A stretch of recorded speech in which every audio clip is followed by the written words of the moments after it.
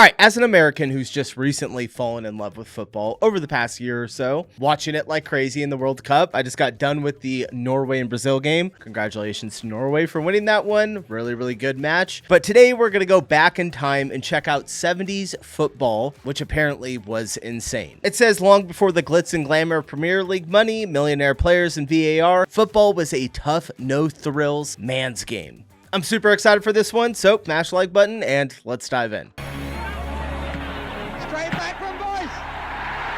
Damn. Well, they don't come much better than that. Right out of the book and on the first line too. Long before I have never seen VAR, that before. long before players being wrapped up in cotton wool, people were literally fighting on the pitch. Quite going well off the ball between Hunter and Lee. Quite how much of that the referee saw, I'm not sure. And it looks to me as if it's broken out again. It's broken out again, and now this time a complete free-for-all.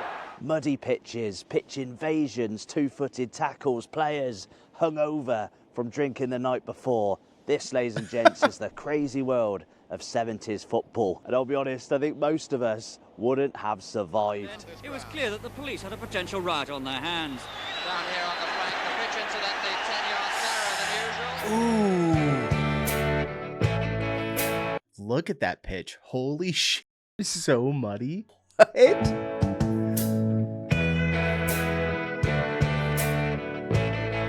Look at that.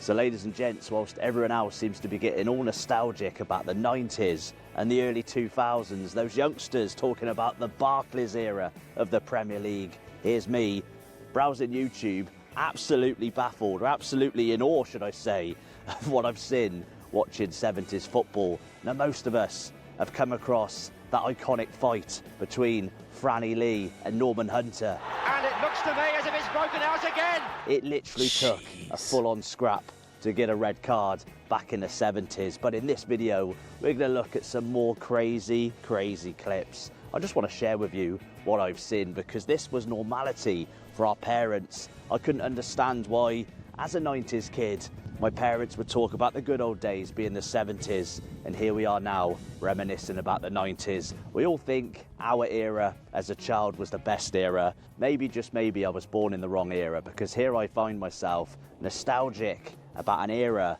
I never actually lived through. McDonald, there it is! The winner, surely! Bobby Moncur! The one-man wonder now, Lorimer! Great chance for 4-2, is it? It just is a goal! Put in by Harris. Still there, Greaves. 10 minutes of the match gone, and Jimmy Greaves has done it again. I don't even see any grass. Scored on his debut for every club, Wow. for Chelsea, for Tottenham, for England. You just got to be slipping and Players falling up. everywhere. Look at it. Greaves coming in. Number 2. The decade of the 1970s, from a footballing perspective, was so much more, though, than fights. There was, as we said, muddy pitches, crazy haircuts, blokes who looked like they were 60 years old when in fact they were in their 20s.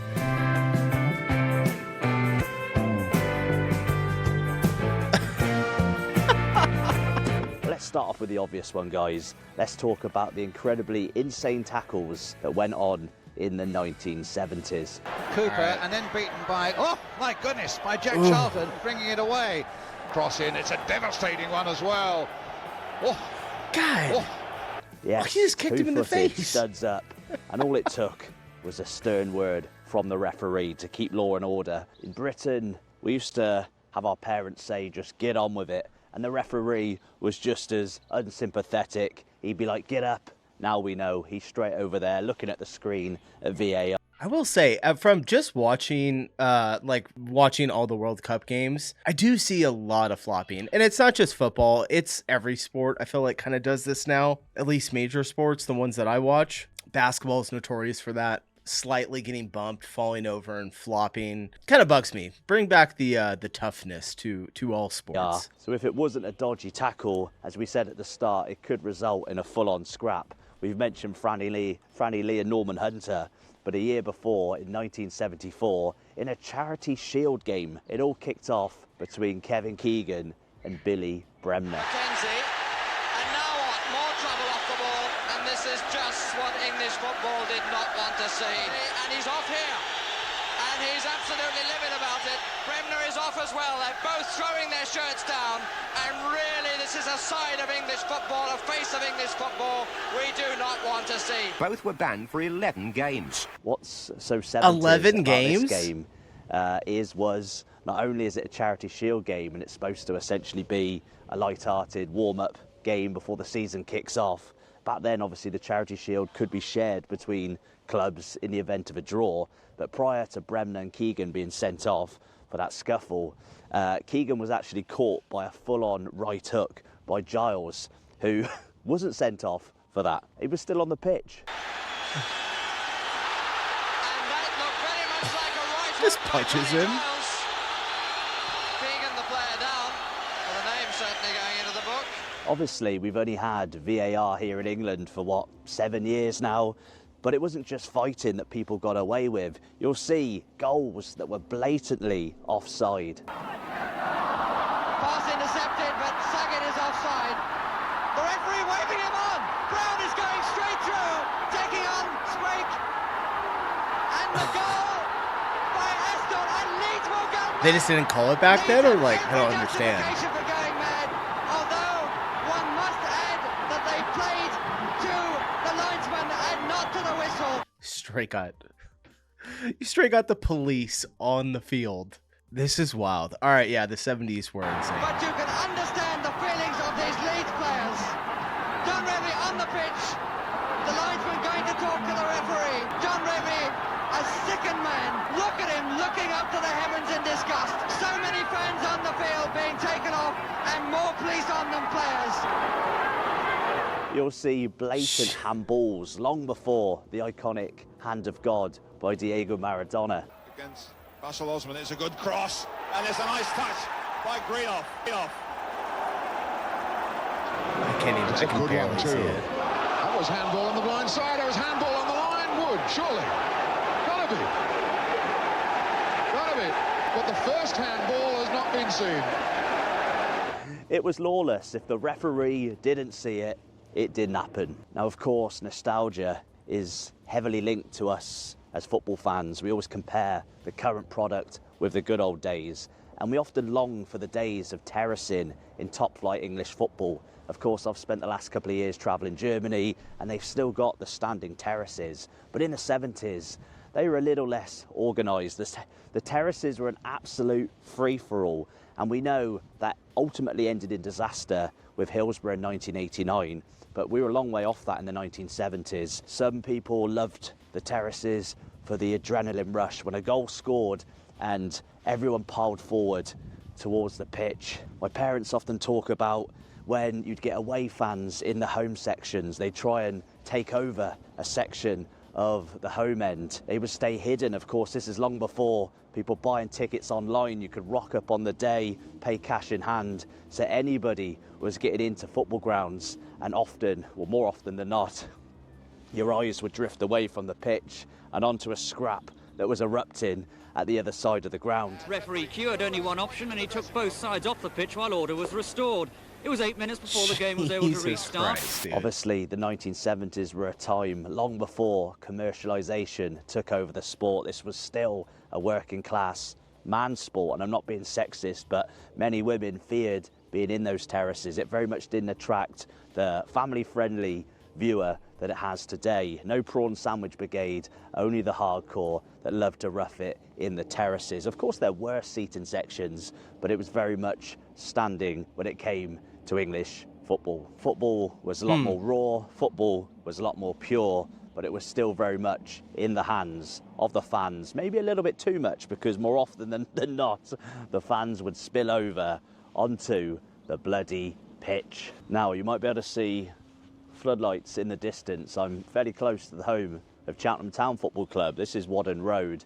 Although I've lived here 13 years, if you're a subscriber, you'll know I'm originally from Hereford, and my dad has been following Hereford for decades. He was one of those kids running onto the pitch in a parka, when Ronnie Radford scored the iconic FA Cup goal. Billy Meadows, the Hereford centre-forward, cost exactly £300. And Malcolm MacDonald, the Newcastle centre-forward, cost £180,000. There are 15,000 people in this ground. It's packed to capacity.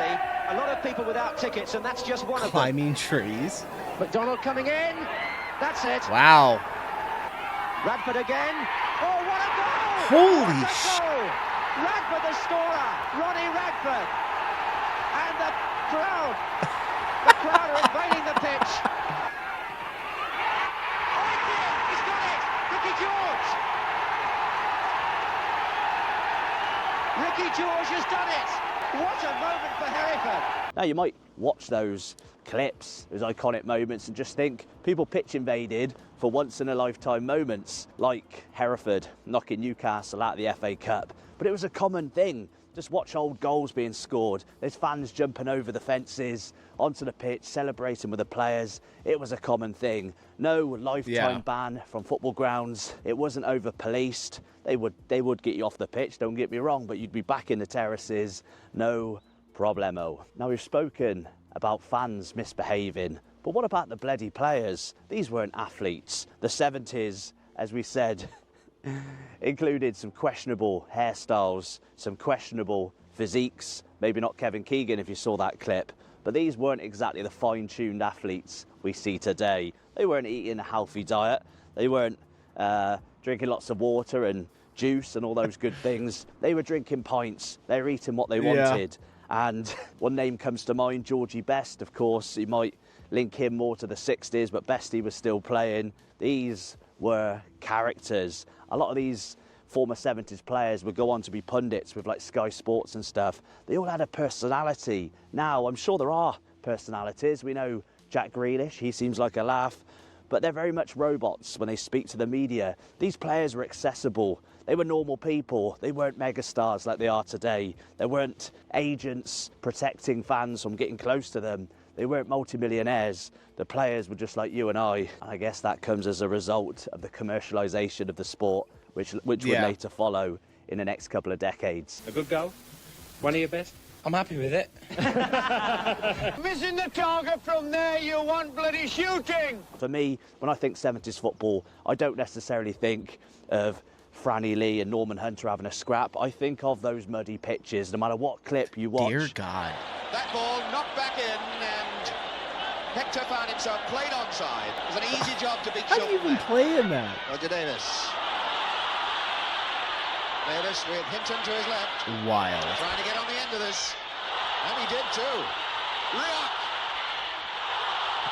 Of course, they were still questionable in the 80s, but they definitely started to improve as time went on. And again, the quality of the game, we speak again about all the good things, but obviously the pitch improving led to a faster paced product. Back then, you couldn't play it around on the floor. I guess that's not necessarily a bad thing. We see teams unnecessarily passing it around the defence, playing out from the back and all those incredibly tedious things. But it was hoof it up there, lump it up there to the big man up top. So the quality, I say that though, I say the quality wasn't as good, but just watch some of these clips. There was definitely some beautiful goals scored in the 1970s. Goal by Mallory. Turning McClintock nicely. Then Leach. Finds right. Oh, wow, what about that? Ewan into Querran. And the defenders deciding to come up and join him in an attack. Law to Morgan. Law. And a goal! Nice. Down that right wing. Good 1-2. And a good shot. And what a goal! What a goal! I think when people talk about the all-time greats, especially now in the social media era, obviously everyone wants to talk about these days Messi or Ronaldo, even though they're coming to their twilight years. But for me, you can't beat the players like Georgie Best, who are being hacked down by no-nonsense defenders like Chopper Harris. Those guys, some of them, I think, were born sideburns too early. Glenn Hoddle just making a start.